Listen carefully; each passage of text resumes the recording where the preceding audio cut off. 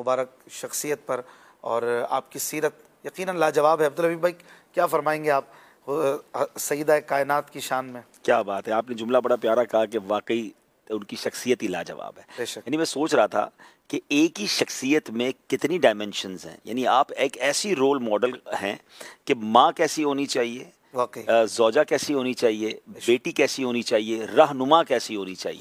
सुभान अल्लाह। यानी आपकी ज़ात एक बेटी के लिए भी शानदार रोल मॉडल है कि वालिद साहब के साथ जो आपका अंदाज़, आप खड़ी हो जाया करती, किस तरह नबी पाक से अदब करती। ज़ौजा कैसी हैं कि मौला अली शेर खुदा करमल्लाहु तआला वजहुल करीम एक ऐसी शख्सियत जो मसरूफ़ तरीन शख्सियत है, जिनके ज़िम्मे बहुत सारे काम हैं, मगर आपने जो सपोर्टिव रोल अदा किया, और वालदा जो हसनैन करीमैन की वालदा हों और जिन्होंने ऐसी तरबियत की हो, जैसे आपने फरमाया कि किस तरह वो कुरान पढ़कर लोरी सुना रही है बच्चों को, बचपन से ही जो गुट्टी में उन्होंने कुरान पढ़ा, फिर घर के काम जो उन्होंने अपने हाथों से किए। आजकल तो थोड़े से वालिद का कोई स्टेटस हो जाए तो बच्ची के पैर ही ज़मीन पर नहीं रखते, मगर सरवरे कायनात की बेटी होकर अपने घर के काम काज अपने हाथ से करना और अपने जिस्म अक़दस पर उनके निशानात पड़ जाना, सादगी ऐसी, फ़क्र फ़ाका कैसा, और सुबहान अल्लाह इख्तियारी फ़क्र, इख्तियारी फ़ाके होते थे, अपना खाना फ़कीरों को दे देना। वो जो अजीम वाक़या है कि अपना लिबास बेचने के लिए मौला अली को दिया और मौला अली जाकर वो लिबास बेचते हैं और उससे खाना लाना है, मगर मौला अली की सखावत भी देखें कि वो लिबास भी बेच दिया और फिर अल्लाह पाक ने जो जन्नत से फरिश्ते भेजे और जो ऊँटनी का जो सौदा हुआ। तो यानी अगर आप बीबी फातिमा खातून जन्नत की सीरत को देखें तो वो कौन सा पहलू है जो एक शानदार खातून के अंदर होना चाहिए जो आपकी सीरत में नहीं है। यानी आप वाकई सैयदा कायनात देखें, एक तो वो होता है कि निस्बत की वजह से किसी को मकाम मिल जाए, मगर अगर आपकी निस्बत को थोड़ी देर के लिए साइड पर रखकर आपकी सीरत को देखा जाए, आपकी एबिलिटीज़ को देखा जाए, आपकी खसूसियात को देखा जाए, तो सुभान अल्लाह वाकई तस्वीर मुस्तफ़ा हैं। नबी पाक अलैहिस्सलाम की तरबियत का वो शाहकार हैं कि आपकी सीरत को तो हर खातून को पढ़ना चाहिए, बल्कि मैं समझ रहा था कि ये हम हर मर्द को भी पढ़ना चाहिए कि उसको अपनी बच्ची की तरबियत कैसे करनी है, उसको अपनी ज़ौजा का जहन कैसे बनाना है, अपने घर में ख़वातीन का जहन कैसे बनाना है। तो अगर हम खुद इसको पढ़ेंगे तो हम किसी को गाइड कर सकेंगे कि ऐसी भी ख़वातीन दुनिया में गुजरी। और देखिए, हम सबकी तमन्ना तो ये है ना कि हमारे घर की जितनी ख़वातीन हैं, वो कहते हैं ना, जन्नत में सैयदा की कनीज़ें जहाँ हैं, या रब मेरी दुआ है मेरी माँ वहाँ रहे। तो आप सैयदा की कनीज़ों में अगर अपने घर वालों को, अपने ख़ानदान की ख़वातीन को शामिल करना चाहते हैं तो उनकी सीरत अपने घर में बयान करें। तो सुभान अल्लाह, अल्लाह उनकी तुरबत पर करोड़ों रहमतों की बारिश नाजिल फरमाए और उनके सदक़े हमारी मग़फ़िरत फरमाए। एक बेटी का आपने जिक्र फरमाया, तो एक बेटी का क्या अंदाज़ होना चाहिए, एक थोड़ा सा इसको और मज़ीद बयान फरमाएं कि एक रोल मॉडल बेटी है, लेकिन अब बेटी होती है वो एक लाड के साथ है। अब चलें, एक एज है छोटी, तब तक तो समझ आता है, अब वो एक बड़ी उम्र हो गई, एक समझदार उम्र है। अब उस बेटी के क्या फ़राइज़ हैं, वो किस तरह से अपने माँ बाप के साथ, दीगर बहन भाइयों के साथ बिहेव करे। बहुत खूबसूरत बात है। देखें, बेटी वैसे तो माशाल्लाह वालिद के लिए एक खुशी का ही बाइस होती है और पूरे ख़ानदान के लिए एक रौनक का बाइस होती है, मगर बदकिस्मती से तरबियत की कमी की वजह से आजकल बेटियों की वजह से भी ख़ानदान में बड़े मसाइल हैं। बाज़ औक़ात बेटी नाफरमान निकलती है, माँ बाप की बात नहीं मानती है, और ख़ास तौर पे बहुत सारी डिमांड्स, बहुत सारा प्रेशर अपने भाई या अपने वालिद पर क्रिएट करना, इससे बाज़ औक़ात वालिद भी टेंशन में आ जाते हैं, बाज़ औक़ात हराम रोज़ी की तरफ वो चले जाते हैं। बीबी फ़ातिमा खातून जन्नत रज़ी अल्लाह तआला अन्हा का एक किरदार रहा कि अगर घर में खाने को नहीं है तो भी अल्लाह का शुक्र है, फ़ाका है तब भी रब का शुक्र है, कोई कनीज़ या खादिम नहीं है तब भी रब का शुक्र है, अपने हाथों से काम करना है। हालांकि आप सोचें कि किसकी बेटी हैं और किसकी ज़ौजा है, यानी क्या नहीं है उस ख़ानदान के पास, जन्नत की नेमतें आ सकती थी, मगर ये कहते हैं ना इख्तियारी, ये सब कुछ इख्तियार इसलिए किया कि अगर किसी घर में कब साजो सामान की कमी है, सहूलियात की कमी है, तो उन बच्चियों को, उन बेटियों को, उन बहनों को अपने भाई पर, अपने वालिद पर ये प्रेशर क्रिएट नहीं करना चाहिए कि हमें कुछ भी हो जाए हमें ये चाहिए, और उस वजह से घर का माहौल ख़राब होता है। फिर दूसरा एक बड़ा मसला ये है कि बाज़ घरों में हमने ये देखा कि वालिद हो या भाई हो, वो परेशान है कि वो बच्चियाँ मान नहीं रही हैं, वो अपनी कहते हैं अपनी मन मानी कर रही हैं, हम बाहर निकलेंगे, हम बेपर्दगी करेंगे, हमें जो करना है हम करेंगे, वो मेरी मर्ज़ी। तो वो मेरी मर्ज़ी वाली जो कैफियत बनती जा रही है, उसकी बिना पर जो है ना घर का माहौल बहुत ख़राब हो रहा है, और उसकी वजह से बाज़ औक़ात लोग कुड़ रहे हैं। अब कितना प्रेशर दे, बाज़ औक़ात बाप भी बेबस हो जाता है, हालांकि उसको अपनी बिसात के मुताबिक जो सख्ती की इजाज़त है वो करनी चाहिए, लेकिन उन बहनों को भी समझना चाहिए कि हम मुसलमान हैं, हम खातून जन्नत की अगर कनीज़ बनना चाहती हैं तो हमें उनकी सीरत पर अमल करना चाहिए। तो सबसे पहले तो बात यह कि कोऑपरेटिव रहें, हालात के मुताबिक रहें। मैंने कई बार इसी तरह के प्रोग्रामों में एक बात की है कि जिस खातून ने अपने घर वालों का मुश्किल वक्त में साथ दिया है, अल्लाह ने उसको सुख के दिन ज़रूर दिखाए हैं। लेकिन मुश्किल वक्त में आप साथ दें, प्रेशर क्रिएट ना करें।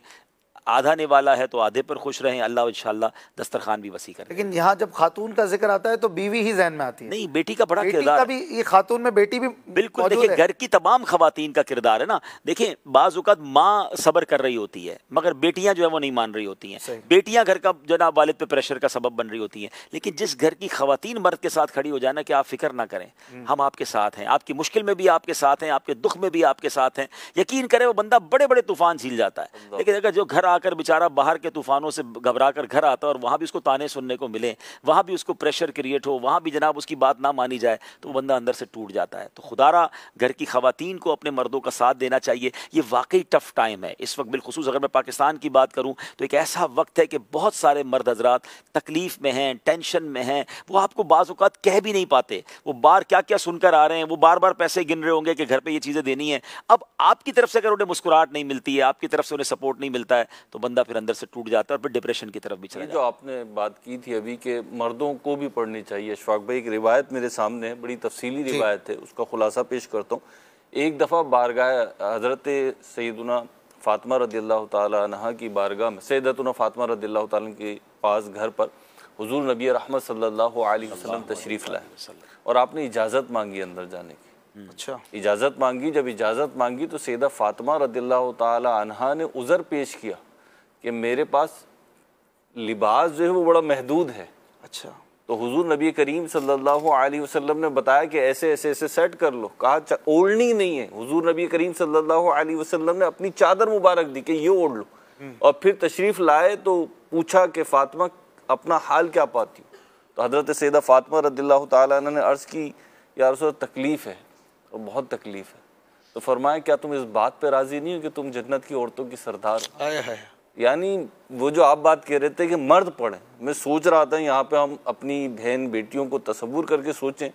बिलउमूम मेरा तो मानना यही कि हर मर्द चाहता है कि मेरे घर में जो ख़वातीन है, चाहे वो माँ की सूरत में है, चाहे बहन की सूरत में है, चाहे बेटी की सूरत में है, मैं उसे दुनिया की हर नेमत दे दूँ। और ये बारगाह रिसालत है कि दो जहाँ के ख़जानों की चाबियाँ इनके हाथों में। मगर ये तरबियत हो रही है, तरबियत है, ये सारी उम्मत के लिए तरबियत है ये कि ये अंदाज़ है। हम सोचें, वाकई में हम भी सोचें। और जैसे कि ख़वातीन को, इस्लामी बहनों को एड्रेस किया अब्दुल हबीब भाई ने, अल्लाह पाक हमें बावजूद शिकवा शिकायत नहीं है। हर आप भी वालिद हैं माशाल्लाह, आप नाना दादा हैं, तो हर मर्द चाहता है, स्पेशली हाँ दादा है माशाल्लाह, तो अपनी बच्चियों के लिए वो चाहता है स्पेशली कि वो मतलब जो मुंह से निकाले ना वो पेश कर दूँ अपनी बिसात भर। अच्छा, वालिद के लिए हुक्म भी ये है कि वो अपनी बच्चियों को प्यार दे, उसको उसकी ख्वाहिशात को पूरा करे, जो भी जायज़ ख्वाहिशात हैं, क्योंकि उनके दिल थोड़े होते हैं। बल्कि यहाँ तक आया कि अगर अपने बच्चों के लिए कोई चीज़ लेकर आए तो बच्चियों से पहल करे, ताकि बच्चियों के दिल छोटे होते हैं। लेकिन यहाँ खूबसूरत तरबियत यही है नबी पाक अलैहिस्सलाम की कि सब कुछ होते हुए आप चाहते थे, लेकिन बहुत प्यारी बात महरोज़ भाई ने की कि उम्मत, क्योंकि प्यारे आका अलैहिस्सलाम का जो अंदाज़ सादगी है ना, इस पर भी उलमा ने बड़ी डिबेट की है कि आप चाहते तो बादशाहों वाला अंदाज भी इख्तियार रख सकते थे। और आपने जिस तरह खाक पर सोना, चटाई पर सोना, सादे खाने, तो उलमा फरमाते हैं सादगी इख्तियार करने की भी एक हिकमत यह है कि नबी पाक के उम्मती में तो अमीर भी होंगे और गरीब भी होंगे। अगर प्यारे आका महंगी सवारियाँ इस्तेमाल करते, शानदार लिबास होता, शानदार घर होते, तो गरीब उम्मती तो यही सोचता रहता कि मैं ये सुन्नतों पर अमल कब करूंगा। मगर नबी पाक ने चटाई पर सोकर, खाक पर सोकर, सादी ग़िज़ा खाकर गरीब के लिए सुन्नत पर अमल करना आसान कर दिया।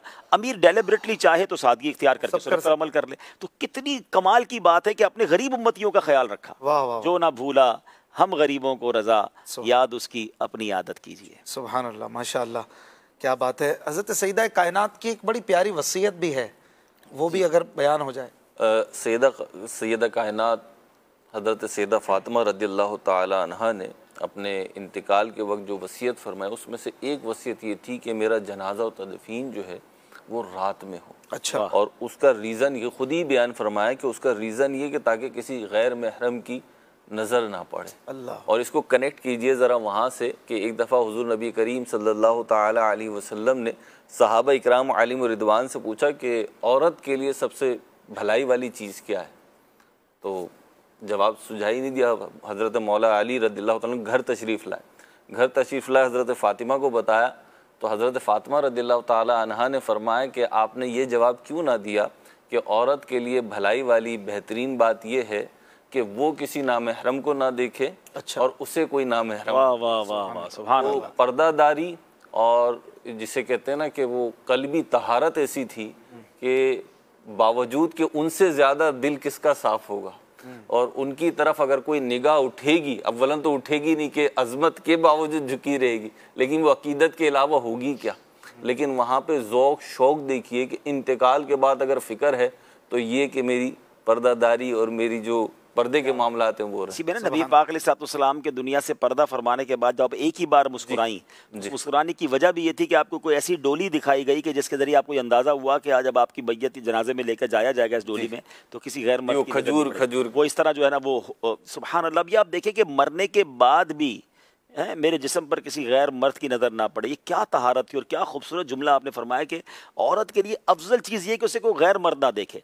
अब यहाँ बदकिस्मती से हाल ये है कि तैयार होकर ऐसी चीज़ें पहनकर ऐसा मेकअप करके बाहर निकलना है ताकि लोग देखें। कितना फ़र्क है।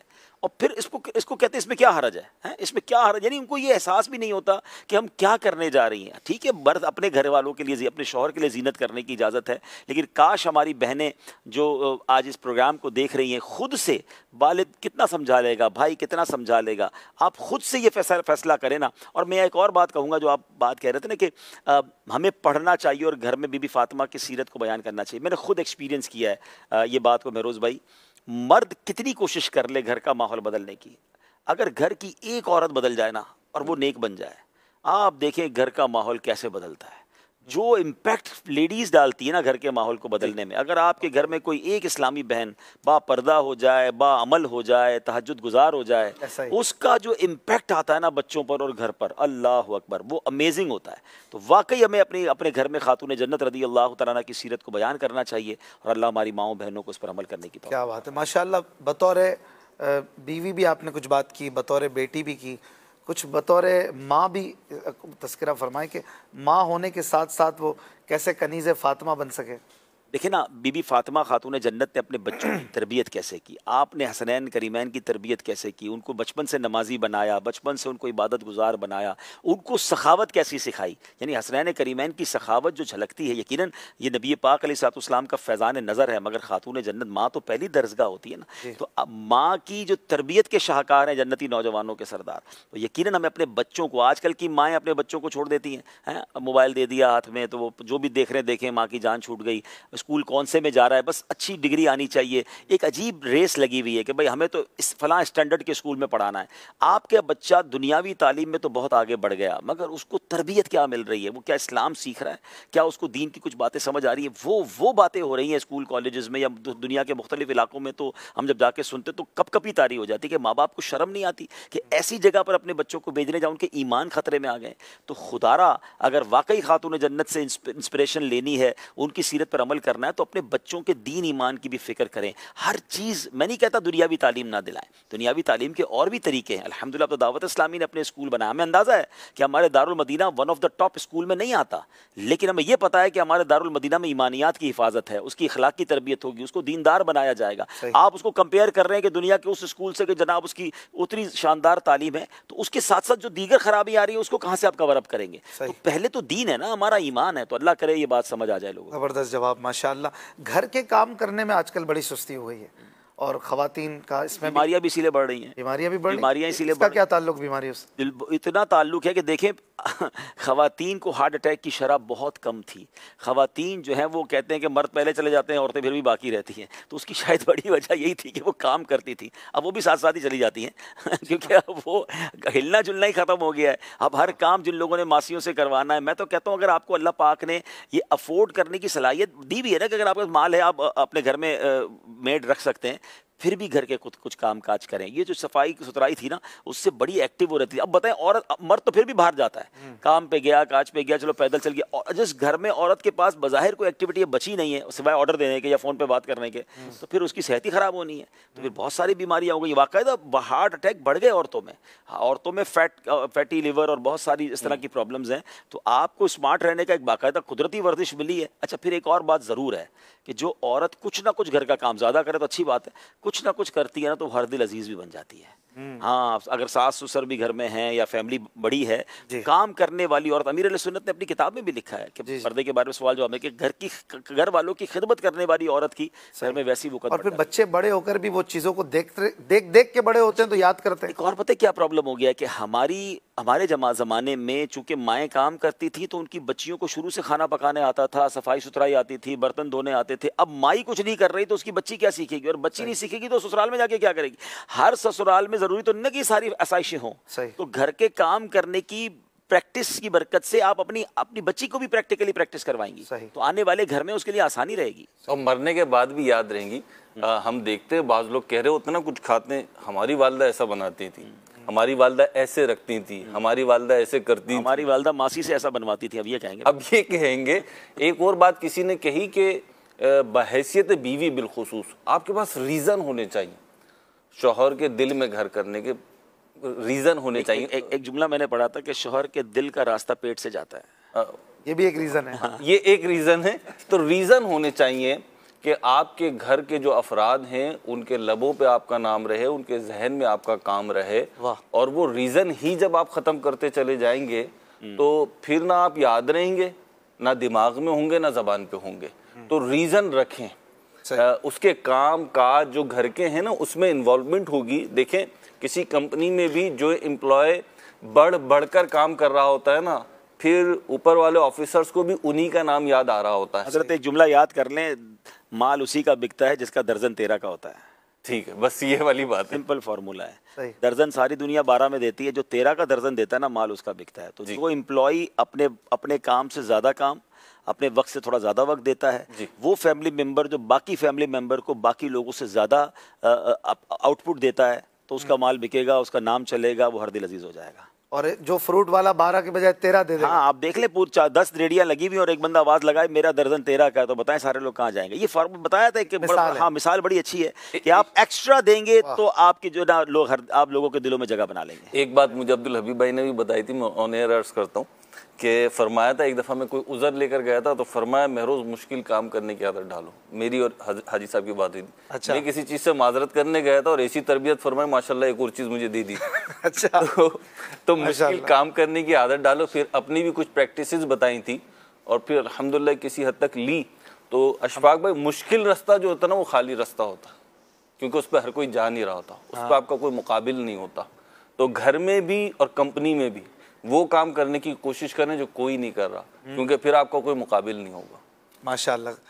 एक बात आखिरी फिर कॉल्स लेते हैं। फोन पर बात करने की बात हुई जी, ये भी बहुत बढ़ गया है जी। अब अभी हम सुन रहे थे, महरोज भाई ने बहुत अच्छी बातें बताई कि काम के दौरान भी जिक्रुल्लाह हो रहा है, वैसे अलग से भी जिक्र का वक्त निकल रहा है। यहाँ पर काम के दौरान भी बात हो रही है फोन पे, अलग से भी फोन पे घंटों घंटों। ये फोन वाला जो चक्कर है ये खवातीन में कुछ ज्यादा नजर आता है। औरतों आप समझाएं कुछ। औरतों के बारे में तो ये मशहूर है ना कि 2 घंटे बात करने के बाद आखिर में कहते चले बाकी बातें बाद में करें, तो वो बातें पूरी नहीं होती उनकी। तो बहरहाल इतना फ़ोन का इस्तेमाल नहीं होना चाहिए, उससे घर के दीगर अफराद भी इरिटेट होते हैं कि हम जब भी उनके पास जाते हैं। अच्छा, बच्चे भी देखते हैं कि भाई हर वक्त फ़ोन पे ही अगर वालदा है तो वो भी फिर फ़ोन लेके चले जाएंगे। आप बच्चों को टाइम दें, कुछ बातचीत करें। तरबियत कैसे होगी जब आप एक दूसरे से कम्युनिकेट ही नहीं करेंगे, तो तरबियत कैसे होगी। अच्छा, ये खाने पकाने और दीगर कामों में अगर फ़ोन लगा हुआ है ना तो उसकी क्वालिटी भी ख़राब हो रही है। बाज़ औक़ात तो हादसात देखें कि इतना मुनहमिक हो गए कि दुपट्टे में आग लग गई या अल्लाह ना करे कोई ऐसी चीज़ हो गई। तो फ़ोन के वक्त फ़ोन ज़रूरी काम हो तो ठीक है। और क्या खूबसूरत बात है कि अगर खाना पकाते हुए भी दुरूद पाक पढ़ा जा रहा है तो खाने में वैसी लज़्ज़त आ जानी है, ठीक है ना। अगर आपने बच्चों को सुलाते वक्त भी अल्लाह का जिक्र करना है तो सुभानअल्लाह, वो उसके लिए फ़ोन छोड़ना पड़ेगा। फ़ोन को कुछ देर के लिए आप छोड़ दें तो मेरा ख्याल है आसानी हो। चले माशाअल्लाह।